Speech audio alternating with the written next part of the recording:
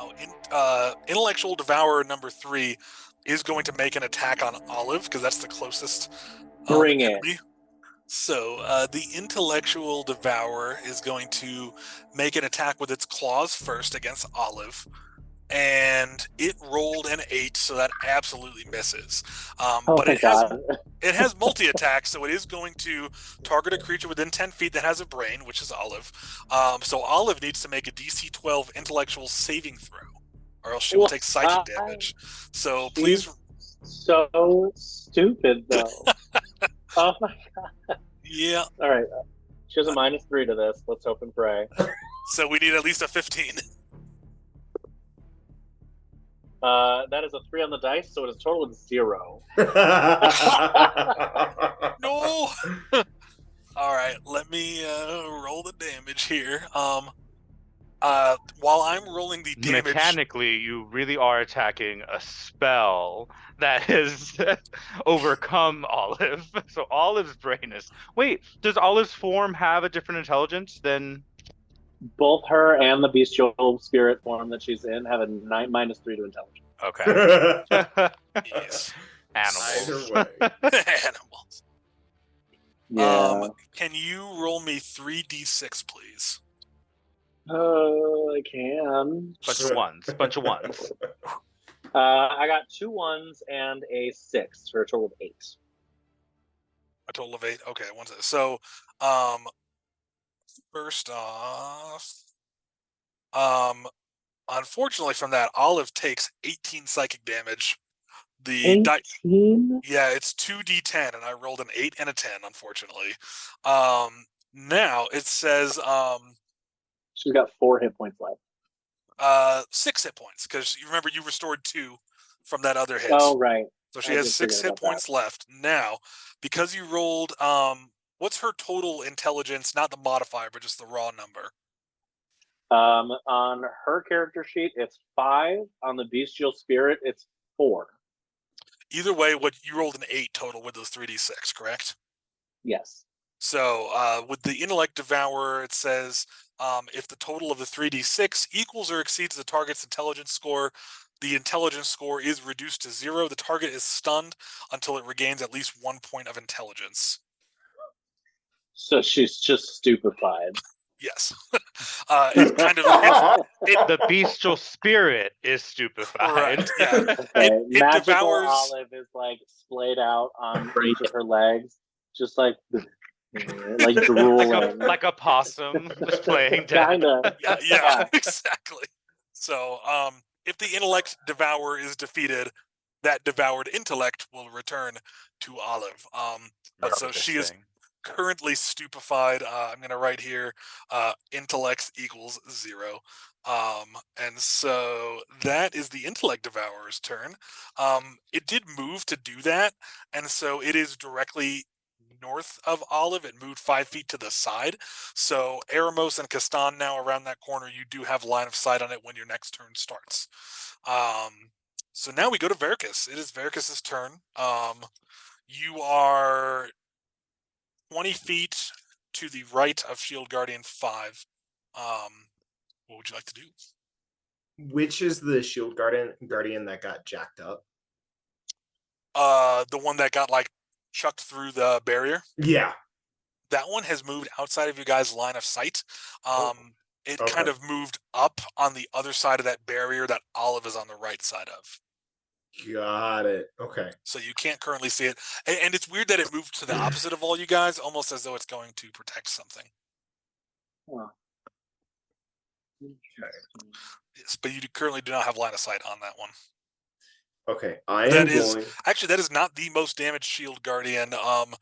Shield Guardian number 4 absorbed a bunch of attacks earlier that went through a teleportation thing that were aimed at number 2. So number 4 is not looking hot either. But these guys are pretty sturdy. So okay, I am going.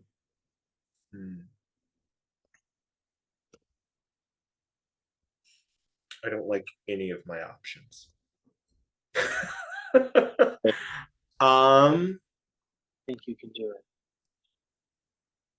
Go, cousin. I I mean, at this point, I'm just going to. Okay, I'm gonna run toward use my full movement to go towards Kastan and Eremos. Okay. So that's 60 feet, right? Because Zephyr strikes over. No, just 30 feet. Because Zephyr, okay. That's only a one shot. Got it. Okay. So you are now 15 feet behind Kastan. You still have line of sight on Shield Guardian 5, and you can see Shield Guardian 4 behind it. Just around the corner is Shield Guardian 3, the one that got zapped by Tide's Owl. You don't quite have line of sight on that just due to the angle of the corner. But you do have line of sight on 5 and 4. And then you also have line of sight on Intellect Devourer number 3, which is standing near a dead possum Olive. Dead possum Olive. Not actually dead though. Sorry, Matthew. Your sad face. I was like, oh. I am going to.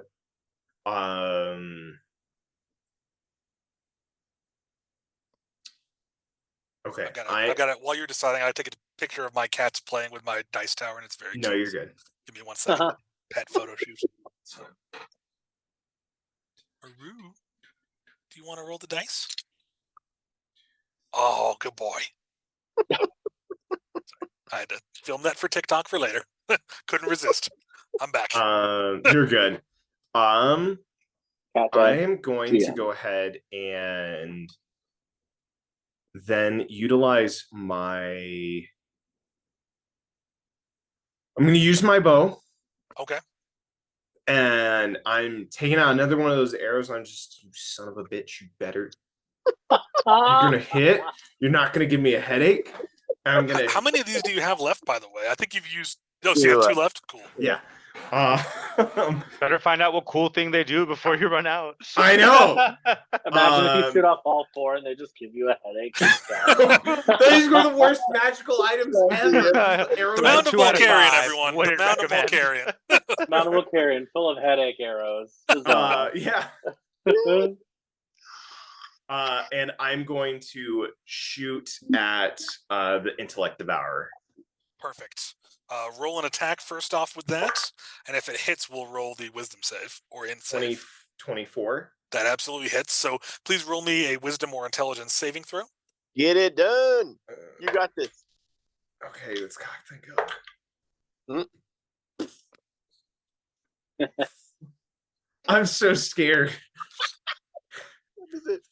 14? Oh, okay. With a 14, so that you actually take pass. 1d6. Yes! No, you pass. So 16 or 14, you actually take 2d8 psychic. So Verkus just drops. Fires an arrow and hits the floor like a sack with the table. Verkus, you drop to 0 HP and fail 3 death saves in a row. No, I'm just kidding. Either way, Kastan's leaving the Mound of Volcarion, either without Olive or without Verkus. Yeah. Or No, more. I did it! Find out next time. No, actually, what happens is, as the arrow flies, Verkus, suddenly you perceive that you're like suddenly in connection with the arrow psychically, and you're like, oh, something's different than the last couple times I fired one of these. I'm in sync with the little ruby at the very tip of it. And so as this is flying right as it like a Skyrim kill cam. Just about. So right at like this split second where the arrow tip touches the Intellect Devourer, time suddenly freezes for a second, and you're like, not only is this arrow about to sink into its flesh, but you can give it either 2d6 fire damage extra, 1d12 radiant, or 3d4 lightning, your choice. 2d6 fire. Cool. And then I'm Sounds also going to, having that thought, I'm just going to smile and look at Tavusa. Just, let's add a little more. So 3d6 fire. 3d6 fire, 1d6 from the arrow tip, the sharpness, plus the regular arrow damage from your bow. Yeah. So, Okay. So hopefully this will kill it. Okay. So that is 10 points of piercing. Nice. Okay. Magical piercing at that. With the arrow, yeah. All right. 14 points of fire damage. That's a kill. and then 6 points with the extra arrow. Well, point for the arrow. That's an overkill. I love it. Yeah. So there's your fucking headache. There's like 30 points of damage. Yeah. Yeah. You basically did about 150% worth its HP in one hit. So as soon as time resumes suddenly, your arrow sinks into the intellect devourer, and then it just into flames, and it just starts, and it just kind of pops like if you throw like a can of soda into a fire. And so it's gone. Olive is back to her usual silly, carefree self. Her intellect is returned to her. We're back to 4. Back to 4, yeah. She's suddenly aware of whatever a 4-int creature is aware of, so that's good. Not much. Yes. She is now more aware of the danger she's in, but not smart enough to do anything about it. That's the existential crisis Olive faces. At a 1, she's just like ignorantly stupid. She's like, "Oh, this is fine. I'll just." She was at a 0 actually. You know. No, she suddenly kind of comes back to life. She's still kind of like, she kind of gets back to her feet and is looking around. So Olive is good. So, Stone starts weeping. Like, she's fine. Good. Yes, Olive is safe. Thanks to a well-fired arrow from Verkus. Well done, sir. What else would you like to do, Verkus, or is that your turn after movement and taking an action to fire your arrow? Let me see. I killed that.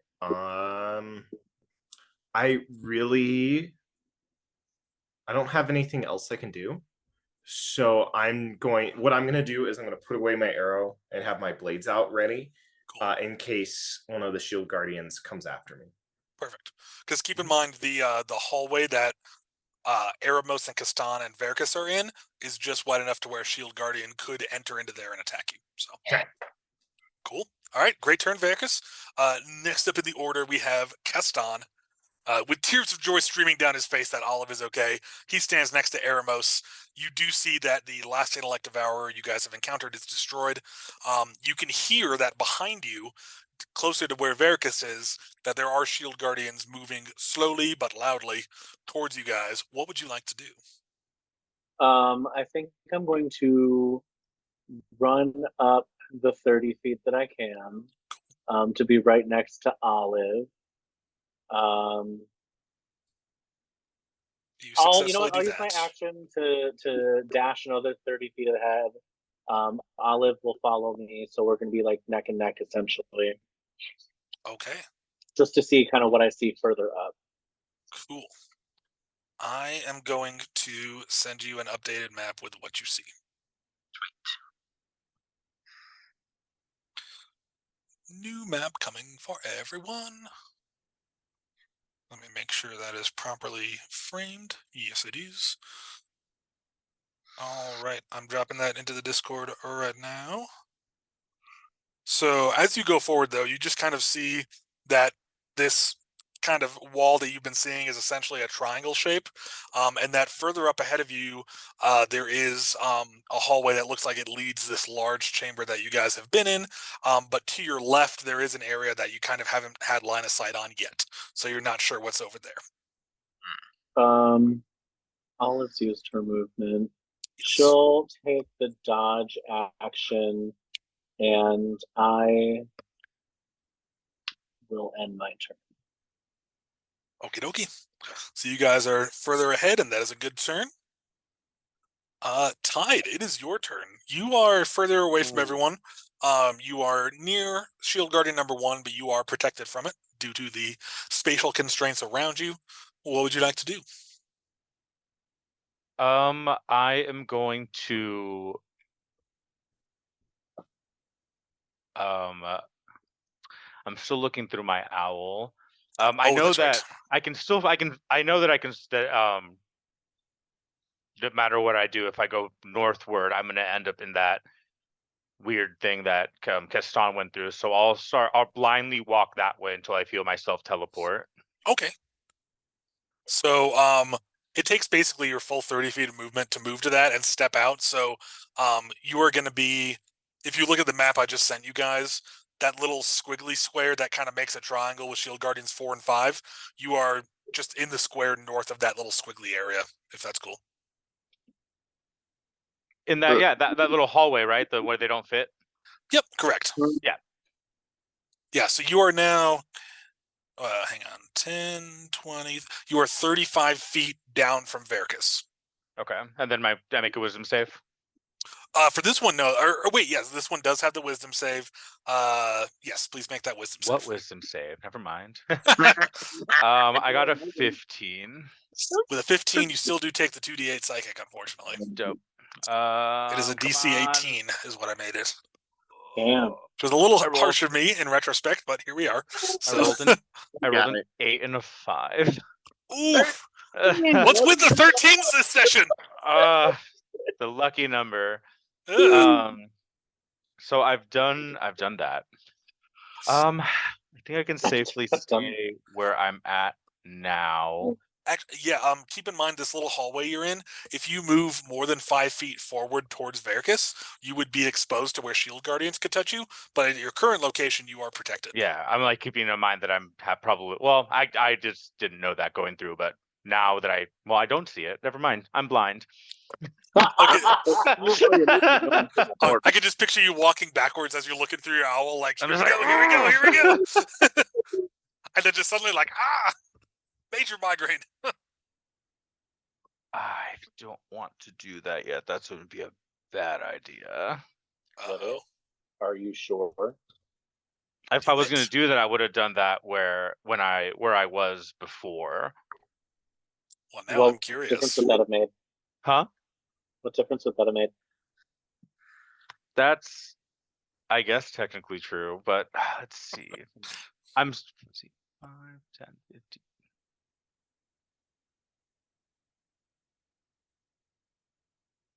Okay. You guys, this is a dire situation. I don't know if I want to. Well, yeah, let's go for it. I will, at the very least, action put my sights back on myself. I'm then going to pull out the tablet. And yes. I'm going to. I'm still high, right, from my earlier tide leap, which I have. I'm still high, right? I have intelligence check saves. Okay. I vote yes. This is a spell I don't know, so I'm gonna have to roll on it. Since it's instantaneous, it's a 14 Arcana. Okay. And while you're rolling that, Rex, I do agree. We'll take a break shortly after this turn by Victor, and then we'll take a short break, and then we'll play for about another hour and a half-ish. So I got a nat 20 on that Arcana check. Yes. Nice. What was the Arcana check? Was it to do a spell that you don't inherently know? To do a spell that I don't know instantaneously. Cool. Well, to cast an instantaneous spell that I don't know. With a nat 20, I want you to roll 2d4, please. And can you roll them sequentially? I want to know what the first one is and the second one is. The first one is 1. Okay. The second one is 4. Okay. So, you recover 1 psychic HP from this nat 20. And then whatever spell you cast goes up by 4 levels. Oh, Jesus. Damn. and I will ask for something because it's not a spell that does damage. Okay. Can I move? I'm using Misty Step. Can I move a little bit further, a little bit more past Verkus? Yeah, we'll give you 5 feet of movement for every one of those 4 levels, so 20 feet. If I can, would that So put me a total of between Verkus 50 and Ermos? Yeah, that be- what's the total distance then? So it's 20 feet 30. plus. 50. So I can move 50. Okay, so let me do the math here. 10, 20, 30, 40. Yeah, so you could put yourself right between Eremos and Verkus. Absolutely. Cool. So now, after doing a conjuration spell, right where I cast the spell, probably in the space above it because it's not going to fit in the tiny hallway. A Bargura is summoned. Yes. And they're supposed to attack the thing that's closest to them, Which would be the Shield Guardian. Oh, I'm just like, you guys, we have to keep going this way. Oh Wow, you got him what the? It's not friendly. God. So It's not friendly. It's gonna kind of magically squeeze out to where it's right at the opening there, because this guy's gonna be essentially the same size as those shield guardians. I imagine it appearing in a like it's just a cloud of swirling mist. Yes. Actually, I'm gonna say it's the like mist I leave behind. yeah. In the mist, you see some lightning strikes happen in it, and then this thing emerges. Yeah, these giant Barlgura with tusks and kind of pointy skin. This thing looks nasty. Let's go. They're like so, lizard-esque and gorillas with mammoth tusks. yes. Or King Kong, the new animated movie. So this thing is going to attack anything that's near it. And just don't forget it can turn itself invisible. Because why not? Yeah, you know. That's just not wow, it has terrifying at all. invisibility, disguise self, phantasmal force. It can jump. Yes. That thing is entirely terrifying. That is awesome. Before we take a break and resume with this incredibly awesome plot twist, Tide, is there anything else you would like to do for your turn? That's my action, bonus action, and shenanigan of the turn. I love it. So after Tide, this session has been a nat 20. Ooh. Yeah. On those dope dice. Yeah, with a little dragon in the center. My camera can't really focus, but there's a little dragon. That's the D20 that's been a little bit mean to you guys tonight, but you know, here we are. So it's okay. Our dice aren't kind to you at all times, so that's okay. That's part of the fun. Okay, so where we left off before our little break, Tide did the coolest thing that I could never have expected would happen, and the combat just got a little more complicated. But after that, we are going to Shield Guardian number 2, which is currently outside of line of sight of anyone. And on its turn, you guys don't see what it does. Erebos, it is your turn. Wow. don't look back. Don't look back.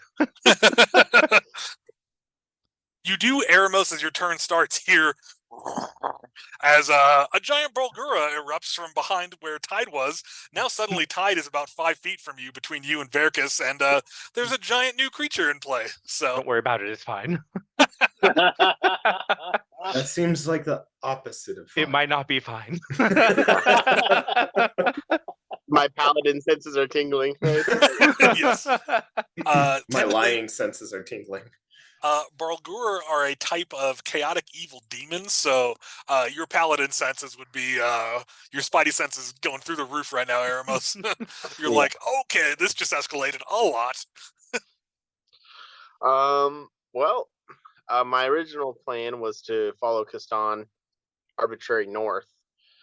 I think that's what I'll continue to do, assuming I don't know what Eremos would think about Barlgura just dropping in through the ceiling. Like, I didn't know Tide summoned that through the tablet. I have no idea. I don't know what the tablet does. With your passive perception, the fact that Tide... Oh, hang on. Can you guys still hear me? Yes. I keep bumping this thing. I don't know how I keep doing that. Anyway, so with your passive perception, you would have seen that Tide was in one place. Suddenly there's a Barlgura there, and Tide is closer to you now. So you're like, okay, that something Tide did summon that. And you also were aware that there were shield guardians moving roughly in that direction towards you guys. So you do know that it is in the vicinity of those shield guardians. Yeah, so I mean, I would think it as a distraction for them. So I'll grab... Can I reach out and grab Tide? Yeah, he's 5 feet from you, so you could move 5 feet, grab him, and then use 25 feet more movement. I'm going to do that, yeah. And then I'll use my action to dash, too, if I can. I'll just drag it. If Tide doesn't resist, he'll move with you. So I will kick my legs up into your arms. Backpack for him. Yes. Stand quietly away from the Take me away from the danger. Yeah. All right. My owl will also have like flown around to like be where we are down that passage. It has 60 feet of flight. On Eremos's shoulder as you're in his arms. And it jumps into my arms when I jump into Eremos's. Okay. I will reflect that on the map. So now on the map I have Eremos 30 or 25 feet closer to Kastan and Olive, with Tide right near him and a little teeny symbol for the owl. So You guys are from Kastan and Olive. You are 5, 10, 15, 20, 25, 30, 30. You guys are 40 feet behind Kastan and Olive. Can I use my action to dash, or is my movement speed half by carrying tide? Or Excuse me. What's what is your? Let me look at your. I have it in front of me. What's your? It's like 14. You have a 15 actually. So, since he's cooperating, if you're carrying him for the full dash, actually, make an athletics check. DC 13. If you fail, you'll lose 10 feet of movement on the second part of your movement. If you pass, though, you can do it with no strain or anything. And you like have my guidance. This is very fitting. Worth it. Wait, you didn't concentrate on anything else, did you? No, I missed these steps. It's not concentration. That works. So Tide is just in your arms. If you actually move your arm a little bit lower to go for my lumbar spine, it'll be easier to carry me. Yeah, I'll lose 10 feet on the dash. I've got a 9 total with the guidance. Okay. So again, you moved 5 feet. You grabbed Tide, no issue there. You moved 25 feet, and then you kept running, and you're like, okay, like you're just kind of figuring out how to make sure you're not hurting Tide and pulling him along, and it just kind of wears out your muscles a little. So you end up moving an additional 20 feet closer to Kastan and Olive. So let me reflect that here. Like, excuse me, the pommel of your sword is hitting my leg. You know, this isn't the smooth ride I was hoping for. Maybe just put me down. So you guys are now 20 feet away from Olive and Kastan. Tablet gives me a little notification to rate my ride. Yes. D&D Uber. The 3. Where you can summon a giant service, but Dragonborn uncomfortable. paladin to come and carry you. Anytime, anywhere. Even in the Very Mound of Volcarion. Highly charismatic, D&D, but Dungeons and Destinations, obviously. Guys, we got to make an Uber service where when you get picked up, you do a very mini one-shot with the driver. Or there's a DM in the riding shotgun who plays with you while the driver goes. It's a 2-man operation. Not cost-effective, but awesome. Anyway, okay. I feel like we'd have to be really careful with the marketing on that, of saying there's 2 guys, 1 place with you. Sign me up. You are clearly targeting the wrong community if you can't make money off of this. It is Pride Month. I think the marketing's perfect. No. That is true. Absolutely. Well, all right, let's get rich, guys. Boom. Hell yeah. Done. Everything has to be done in one of those like minivans or SUVs where you could like swing the seats around and like there's a table in the middle. Yeah. It's gonna be great. Are you my Uber? Roll initiative, please. Just spinning chair. The DM's just holding a cat. Roll initiative, please. Are you going to drive with that? Yes. They have their own little harness seat. Okay, we're taking the bit too far. I love it. So, Aramos dashes with Tide. You guys get within 20 feet of Kastan and Olive. So next up, we are going to do the Shield Guardian's turn. Shield Guardian number 1, who suddenly has no Tide to pursue, is going to start moving. You guys can't hear exactly where they move because they're so far behind you, but Shield Guardian 1 is rumbling around. Shield Guardian number 5 goes next. It is going to move to attack the Bulgura. So let me roll for that real quick. Actually, Charles, can you roll me a d20 for the Shield Guardian while I pull up the stats and everything?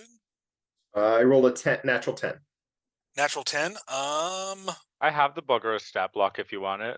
Oh, I've got it pulled up. I was just referencing the Shield Guardian. So, okay, that first strike hits, and its second strike misses. So the Shield Guardian is going to do 2d6 plus 4. Let me roll that real quick.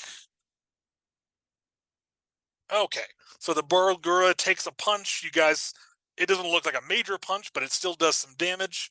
And then it dodges the second attack. So that is Shield Guardian number 5. Shield Guardian number 3 is going to move. You guys can't see exactly where, but it doesn't go to fight the Bulgura, which surprises you guys. So that one moves. And then Shield Guardian number 4 is going to use the dash action to get between the Bulgura and Verkus to try to pummel this thing down.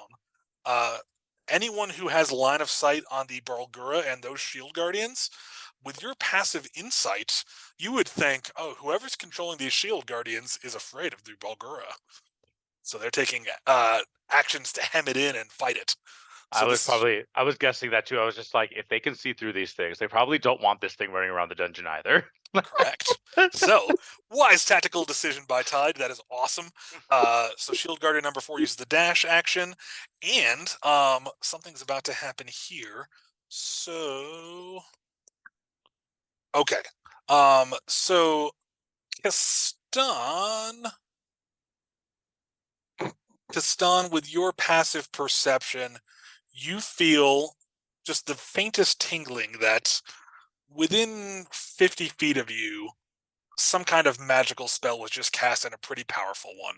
You're not able to get anything more specific than that, but based on the potency of the magic, you don't think it's anyone on your side because you've kind of seen the spells that you and your companions have cast. So it kind of feels a little more hefty than what you guys are casting. So you would just kind of be aware of that. And now we are going to go to the Balgura's turn. It is going to fight back against the Shield Guardians near it. It is going to do bite and fist attacks. It gets 3 attacks. Let me roll those really quick. That's a hit. That's a hit. That's a miss. Okay, so let's see. D10 and 2d6. Fuck them up, Balgura. Let's see. 14. Ooh, nice. Not now, Okay. Live. You're currently not my enemy. Right. Okay. So, you see the Balgura. Actually, Verkus would be the only one who can see this. I know, right? I'm just sitting here. I'm just sitting here fighting against myself. Have fun watching me roll dice against me, guys. You're welcome. So, We made you play D&D alone. joke's on you. I had fun. So I rolled to hit myself, and I hit myself, and then I rolled to hit myself back, and I do. And he's reenacting Fight Club in his head. He's reenacting Fight Club in his head. Okay. So all of you would hear this, except Verkus would also see it. Yeah, Verkus would also see it. So Shield Guardians 4 and 5 are standing around the Balgura. The Balgura already took a punch from Shield Guardian number 5, and the Balgura lets out a roar that like shakes the room and just starts going ham on this thing. So Shield Guardian 5 takes a couple hits and a bite, and it gets knocked down by about, it looks like about a fifth to a quarter of its HP goes down. Somehow Verkus begins to like just manifests a video camera and just How am I the Balgura in this situation? Yeah.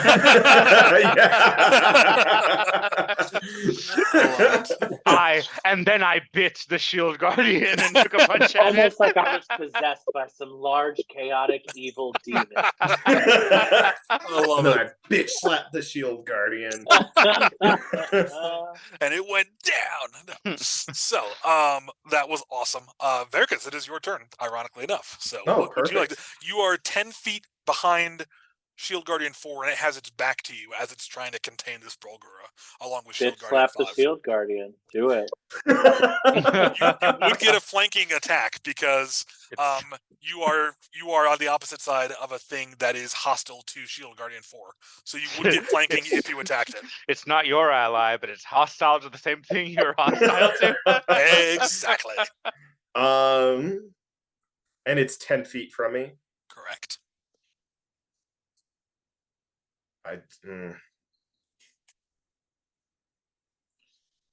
Thing is, that requires a great deal of bravery that I do not think Verkus possesses. And also, no one is watching. So, with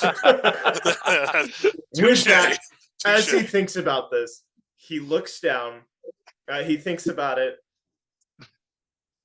and here's the DM rating your role playing in this instance. That's a 10. And he is.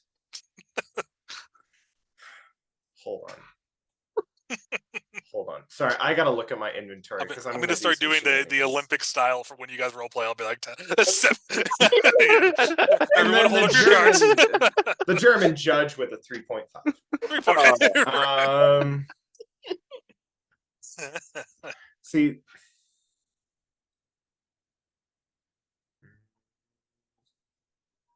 Okay, I'm gonna take one of the spears that I had taken from those gnolls. Oh, yes, that's right. I mean, I'm 10 feet away, so I'm just gonna yeet it. Let's do it. Just yeah.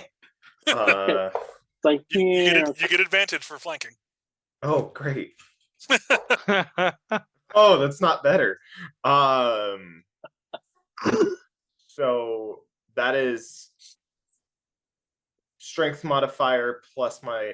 I don't know. I guess 17 you need. That's a 15. So I Good just thing no one's watching. yeah, just yeah. Fuck.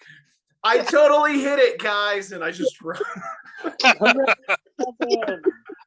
Actually, it's going to sound to everyone like it hits because the spear is going to go right to the back of one of its armored spots and just shatter on the armor. So you're like, what? You're like, well, I hit it. It dealt 0 damage, but I hit it. And after I throw the spear, I just haul ass. 30 feet. And 30 feet. Arbitrary North. With that, how close am I to the others? So moving 30 feet, you would be 5, 10, 15, 20, 25, 30. You are 30 feet from Tide. Because you just threw that and are moving and are kind of panicked, I would allow you to make an athletics check. If you made it above 15, you can move an additional 5 feet. If you made it above 20, you could move an additional 10 feet for like a sprint. Nice. So it's a quick homebrew. Like a tuck and Panic. roll Yeah. at the end of your movement. Then you So- stick the landing. Adrenaline rush. What you're saying is I need to roll a natural 15 or a natural 20. Because you have a plus 0? Yes, that is Because I have a plus 0, yeah. That is exactly what I'm saying. Hey, I got a 17. Let's Hey. go. You are now 25 feet from Tide. Okay. I shall I'm reflect it still on in the map. Aramos's arms, like just waving back at you. Just Did you Yeah. hit something? yes, actually. Oh yeah, Tide, you're facing behind, so you see Verkus run up from around the corner. Awesome. Well, Verkus, that is your turn, I take it, sir? Yep. Awesome. Kastan, it is your turn. You, just with your passive perception, can tell that your friends are catching up to you. So they are closer than you guys have been for the majority of this combat, so that's good. And again, on the map, you see that directly in front of you, there's this thin hallway, and it goes on for a while, so even with your dark vision, you can't tell where that goes. To your left is about a 10-foot opening to that kind of, top left corner of the map that you haven't really had a line of sight on at any point in this whole thing. And you feel that the magic cast probably came from that area since you can see everything else around you except for that direction. What do you want to do? I'm going to just move from where I'm at currently 10 feet diagonally north by northwest, just Great, to kind of take a peek over that way. Okay. I'll just stay where she's at for now. Roger that. So as you go to the tip of that little triangle looking thing, looking over, I guess I'll message you what you see, just like we did with the Elective Hours, just for fun. So here is what you see when you look over. Let me make sure I'm sending you the right thing. Oh, hang on. The more dice he rolls against himself, the less dice he's rolling against us. Great thinking. So you see a humanoid figure that's about 7 feet tall. It looks like that. Would you consider that humanoid? Ish. And standing behind that is Shield Guardian number 2. Standing directly behind it. That is now 5. That is 15 feet from you when you turn the corner. And it has all 8 of its arms up like this. See, 8 arms. 8 arms. Does that sound like a human to you? No. Sounds insectoid. It does look like a bug. Yeah. I don't like Okay. bugs. I'm going to. So I've only moved by 10 feet. I still have my starry form. It's not looking at me. Its back is to me, right? Oh no, it's looking directly at you. Oh, Great. So I'm going to go ahead and I'm going to shoot off a shot from my starry form archer's bow. I'm going to fire a guiding bolt at it, and I'm going to instruct Olive to go attack it, and then I'm ducking into that hallway. Okay, go for it. Roll the starry attack first. Okay, so Starry Form Archer's Bow is a dirty 20 to hit. That hits. Okay, that's going to be 12 radiant damage. Nice. Okay. Um, Give me 1 second to write this down. Sure.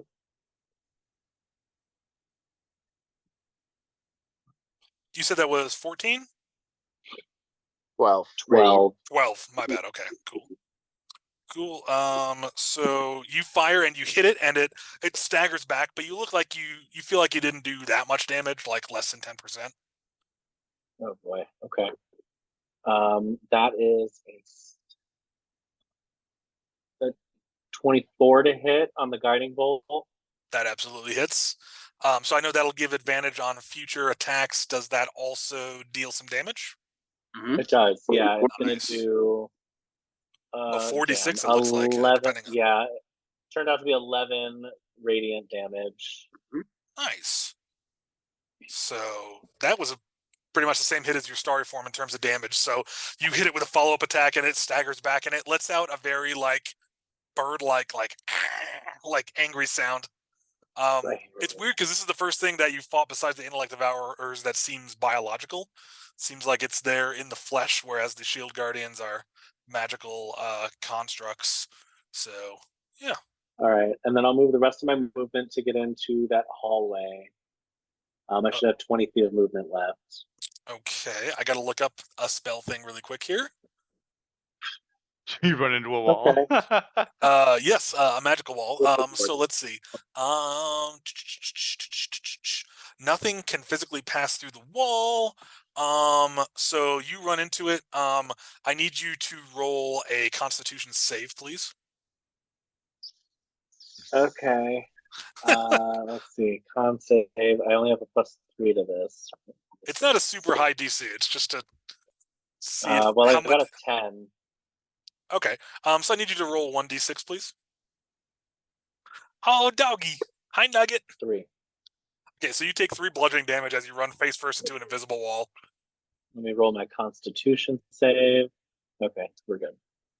Cool. So yeah, Had to make sure I was still concentrating, on Summon Sorry. Beast. yeah. So you take a hit and you're like, oh, okay, there's something invisible I can't see there. Ouch.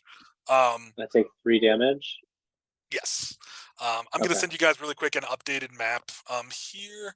Now that you Sweet. guys can see everything, I'm going to send you a map of everything. Haru, Olive is going to make her attack. Yes, she has enough movement. She can get there and roll an attack. Does she get this with advantage from the guiding bolt? Yes, she would. Okay, that's a 25 to hit. Nice. That And absolutely she hits. Roll does damage. There's an updated 1d8 map for everyone. plus 6. 1d8 plus 6. Nice.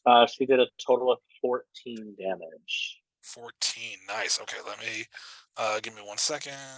86. She runs up and just Hey, starts do chewing on not- this thing's feet. My cat just picked up this dice with his claws and was trying to eat it. Oh no.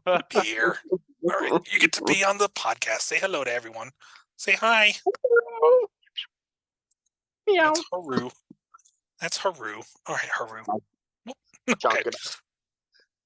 Yes. Okay, so Olive runs up and smacks this thing with her larger than normal paws, dealing 14 damage. And so Olive is currently right in front of this thing. Now keep in mind, Olive's hit points are not very high right now. So if she gets hit, 6 of them. she has 6. 6. No, Yeah. 6, Mhm. yeah. So there is a very real chance she could get knocked unconscious, but she would get death saves just like a PC. So When the spell loses all of its HP, it vanishes. oh, okay. That's So then she would just Because it's return to supposed her to be normal like a size. bestial spirit, yeah. Cool. So then, people wouldn't notice her at her normal size, so she'd be safe. So sweet. Well, She does have hit points as a smaller size. yeah, actually, so then those would take over. So she could retreat back to you and be okay. So I like that. Awesome. She's got 1 hit point. Yeah. Well, Nothing Olive, carries over. yes.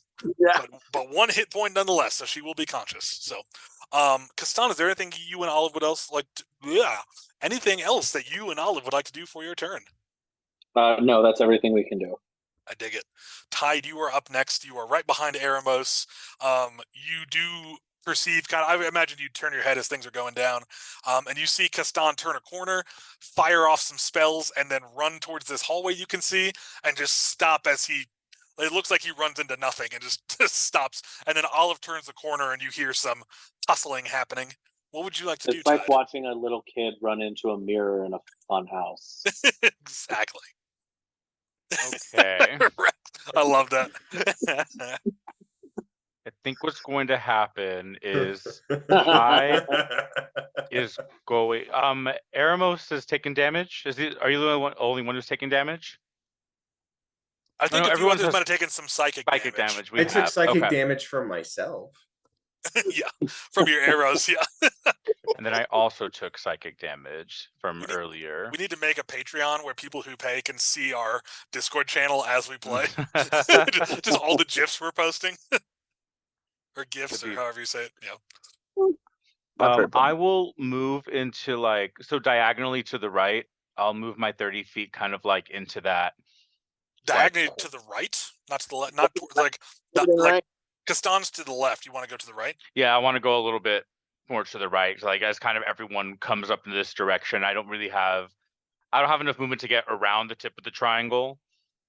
So I'm gonna go up towards that shaded square on the right. Okay. So just so you can get line of sight to the left? Eventually, I'm gonna move up eventually. That way I can get line of sight going down the hallway, but I don't have enough to get to the tip of the triangle, so I wouldn't be able to do much else this turn. That makes sense. So, I mean, if you moved 20 feet up, you'd be just past the corner of the bottom right of that shaded rectangle there. So I'll just be like, yeah, I'll be kind of like in that right there. And then I'm going to try to cast a spell I don't know through the tablet. Oh, okay. Nice. I'm going to try to heal myself with Cure Wounds. While you're doing that with Cure Wounds, Rex asked a good question. So the circled AM on the map near Shield Guardian number 2, that is the creepy mage, which I'm going to post in the chat so you all can see it whenever you get line of sight. Currently, Castan's the only one who has seen it, but here's what it looks like. So, oh wait, hang on, wrong one.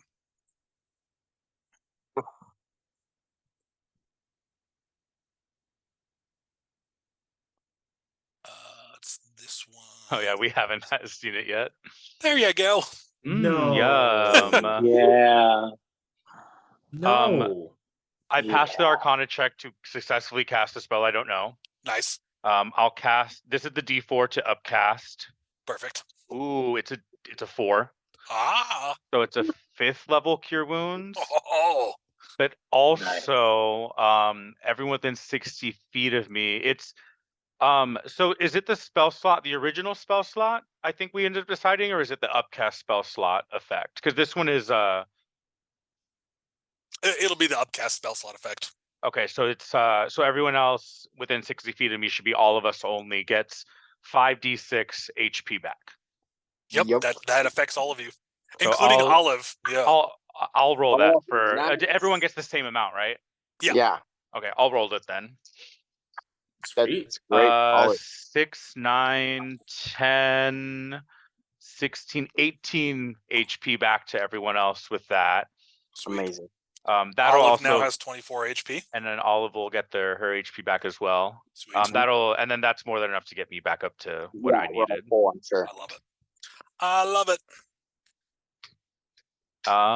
That was my action. Bonus action. Whereas I need to pull up this map. My owl will actually fly around the corner, so that it can, so it'll use it won't go right with me. It'll go in the opposite direction. Okay. And it's where So Eremos was at. So 5, 10, 15, 20, 25, 30, 35, 40, 45, 50.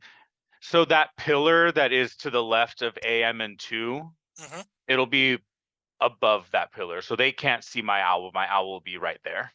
Okay, perfect. That way I can, my owl will get a sight of what's going on there. Will let me know enemy here. Yes. they can't see it. Perfect. That happens. So that'll That'll be my turn. I like it. Sweet. Nugget. Awesome.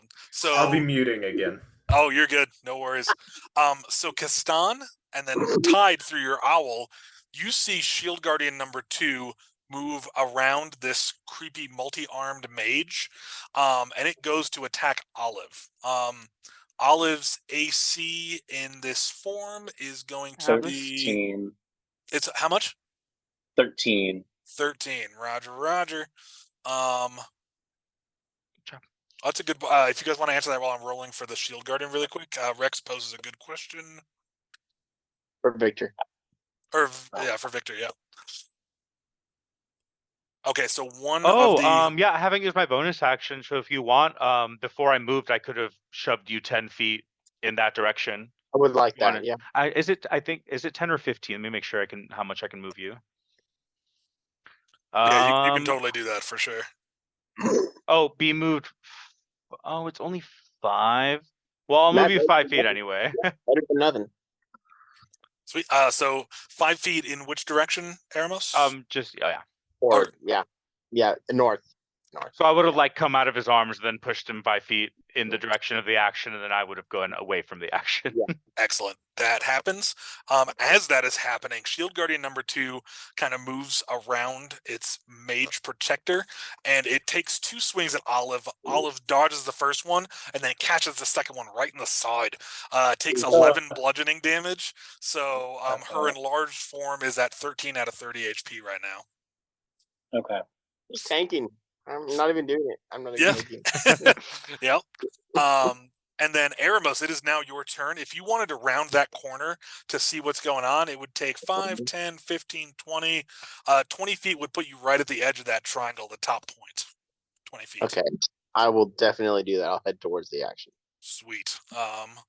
So I moved you 20 feet up. You still have 10 feet of movement, and now you are 5 feet from Shield Guardian 2. You are 10 feet from Olive. You are 15 feet from the multi-armed mage monstrosity there. What would you like So is the Shield Guardian between me and the mage? Not quite. They're kind of, the two of them make a triangle with you, kind of. And But then I only have Olive's in the 10 middle feet of it. I only have 10 feet of movement remaining. Can I engage with the mage or not? Yeah, Not- actually, I'd say that because Olive's friendly, you could kind of push her back 5 feet and take the spot she's in currently. Oh, hello, good girl. That would be all right. Yeah, that's fine. I'll do Yeah, that. let me just show you an updated little close-up map over here. Give me 1 second, just so you could visualize. This is where I just moved you. And so, 1 While second he's here. posting that, this was a little knitted thing of an owl that Matthew made, but Shay got to it and literally just started tearing its limbs off. So it's just a ball with a single wing. Oh, I see. So yeah, the Shield Guardian is blocking where I could be next to Olive, but you'll allow me to displace her to engage with the mage. yeah. So Olive will move 1 square up, and you'll take her place. Is that what you want to do? Yes, if that's allowed. That sounds great. Absolutely, yeah. You can do that. So you are there. So you are now engaged with the Shield Guardian and the mage. What would you like to do? I will swing my Morning Star at the mage. Do it. Let's see here. Its AC is 15. All right.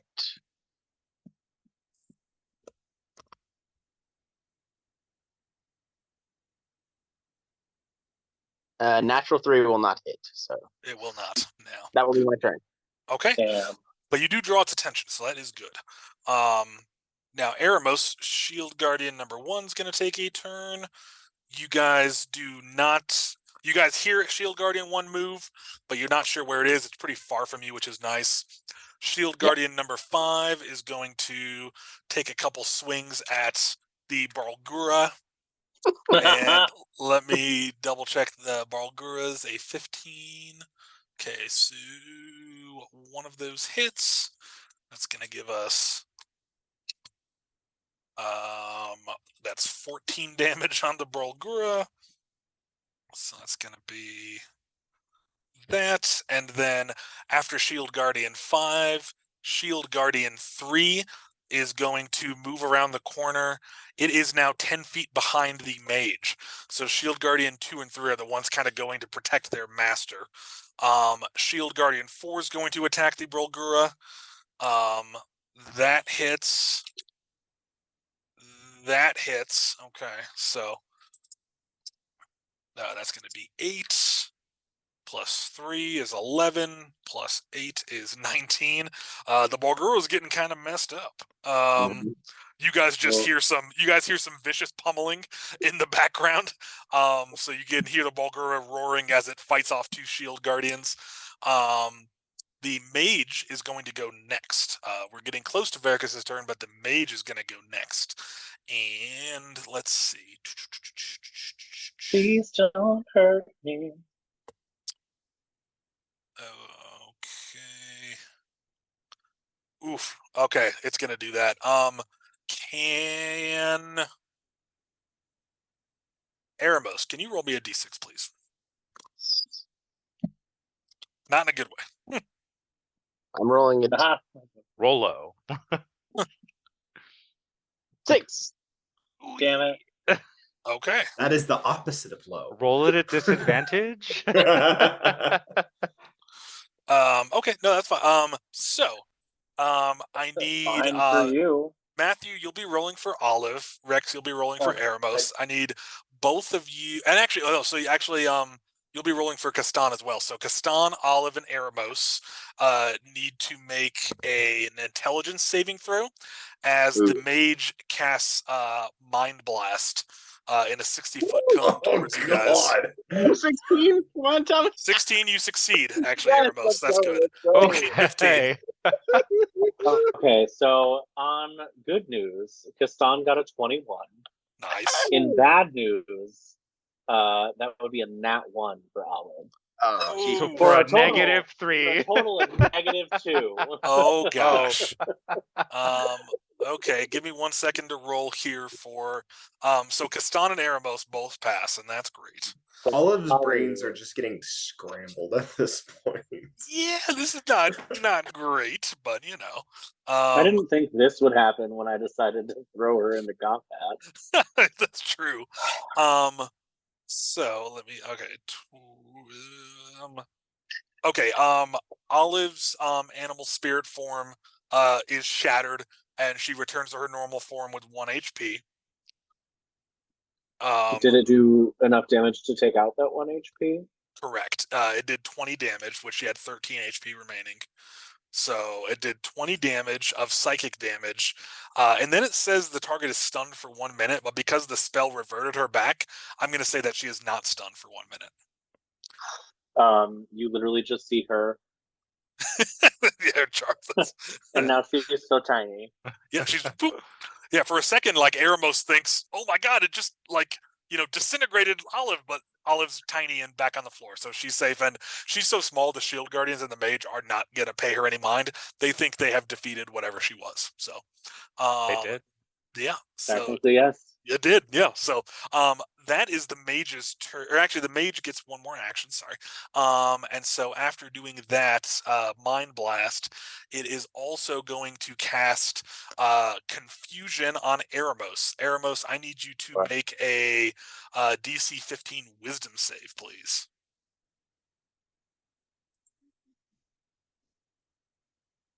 nope.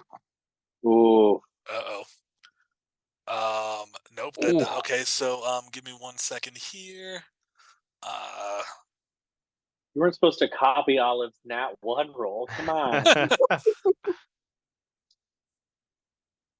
Okay, so at the start of your turn, Eremos, we will roll a d10 to see what the confusion effect is, and then at the end of your turn, you can attempt to break free of that. Yes. The Bulgura goes next. Let's see what it dishes out to ye old shield guardians. Give me 1 minute to roll for that. Ye old shield guardian. Yes. Okay, so that's going to do 2d6 plus a 10 plus 8. Okay, nice. So that one hits Shield Guardian 5 for 20 damage. So you guys hear the tussling way back with the Bulgura continue. And then it is now Veracruz's turn. Veracruz, you are hearing some kind of combat going forward, and you can see Tide and Castan The most recent map does accurately show your position, Veracus. What would Okay. you like to do? I'm gonna see how far I can go with my regular 30 feet of movement. Okay. Going north and slightly to the left, I'd imagine. Yes, yeah. 5, 10, 15, 20, 25, 30. Okay, so you are 25 feet from the tip of that triangle there after moving 30 feet up. So you are also 5, 10, 15, 20. You are 30 feet from Kastan, 30 feet down. Okay. I am going to use my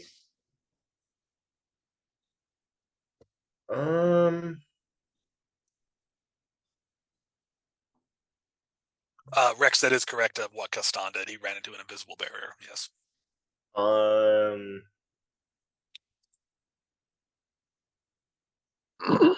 Okay. I'm going to use my Jesus. Oh, you okay? Yeah, that was Nugget throwing her toy into the door. So she passed on her range attack roll. Yeah. So I'm gonna use my bonus action to use my last face step. Oh, okay. And I'm gonna face step. Wait. Face step can move you how far? 30 feet. 30 feet. In any direction, right? Any Unimpeded direction. Yeah. If you were going, I mean, if you aren't going to get there in time anyway, you might as well just use your action to dash, since you will probably won't get enough space to attack anyway. That's true. Yeah, I think I'll just use my action to dash then. Okay, roger that. Let me move you then. So you would be right where Eremos was. You could move 25 feet to the point and then turn around so that you are like 5 feet diagonally from Olive and Shield Guardian number 2. Is that cool? How close to Olive and Shield Guardian number 2?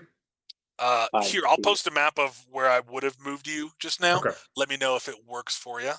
Let me send this right here. Boom. Let me know in the map channel if that works for you. That was after 25 feet of movement.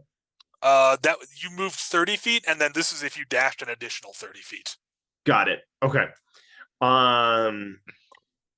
Yeah, that's perfect. Sweet. So I just round the corner. I say, "Hey guys, I hit it. What the fuck?" Perfect. That is a perfect turn ender right there. Just that's it. Oh, okay. So you were expecting to see Olive and Eremos. You only see Eremos. You don't see Olive, and you see that creepy, weird mage, and then Shield Guardian number 2. Oh, all of my focus is on the bug humanoid bird thing. Yes, good. Excellent. Well, Veracus, thank you for a good turn. Kastan, what would you like to do? Kastan's gonna move 15 feet to the left. So that you are directly behind Veracus, yes?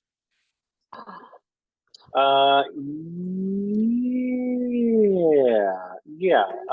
Let's say 20 feet to the left then. Okay. And then I want to use my starry form bow on the mage. Perfect. You may do so. Oof. Does a 13 hit? It does not now. Didn't think so. Oh, and actually, really quick, now that the Shield Guardian is within 5 feet, the mage's AC is boosted due to the shield property of the Shield Guardian. 17, okay. It's a 17 now, correct. I'm then going to cast Wither and Bloom. Ooh. That's going to be centered on the mage. It is a 10-foot radius. Yeah, 10-foot radius sphere centered on the mage. The mage and the Shield Guardian have to make Constitution saving throws. Okay. And then also as a result, because I'm assuming Eremos is in this area, I will choose Eremos, and Eremos, you can roll one of your unspent hit dice and add 5 to that and get healing back. I'm still at full health. I'm just confused. Okay, then it doesn't. Don't do that then. So what was the DC on that save for Constitution again? 15. So actually both the Shield Guardian as well as the Mage do pass it. All right, they're Good both thing. going to take 5 necrotic damage anyway. Roger that. So that's for Shield Guardian 2 takes 5 necrotic. Okay. Oh, damn. What? There's always next turn. It's fine. Okay. That will be it for my turn. Okay. So as you cast it, you can tell that it doesn't have the desired level of damage, but it does hit Shield Guardian 2 and the Mage. Actually, Shield Guardian number 3 is just outside of that 10 feet, so I'm going to roll for that as well. Okay. It failed, so does that mean it takes 10? It's 11. 11? Total. Perfect. So for number 3, that takes 11. Math is hard. There we go. Okay. Kastan, excellent turn. A tide, what would you like to do? You are far from the action. You are 5, 10, 15, 20, 25, 30, 35, 40, 45. You are 45 feet directly right of Olive, which is just behind Eremos with stuff in between obstacles. So what would you like to do? She would have come off the map. She's back in her. Oh yeah, pocket. yeah. So where she was, sorry. So she would have been right behind Eremos, but yeah, she's out of there. She's safe. She's good. Okay. I think I'm just gonna move in that direction. 10, 15, 20. Which route did you want to take? Do you want to go up and left or down and left? Which way gets me more? 5, 10, 15. Okay. If I dash, I can get all the way to the square diagonally to the right of my owl. Can I try to do that dex check to try to just get under my owl behind that pillar? Sure. Yeah. What is it? What kind of check was it? Acrobatics or something? I had them do athletics, but yeah, actually it would be athletics. I was thinking about allowing acrobatics, and I was like, no, that would make sense. So all good. Just straight up athletics. I rolled an 18 in total. That's and you moved that extra 5 feet, so you were underneath your owl. Dope. I will be underneath my owl. That's so all you my... are 5 feet diagonal from number 2, Shield Guardian 2. Dope. Sweet. Awesome. Great sprint tide. Shield Guardian number 2 does go next. And while it's trying to guard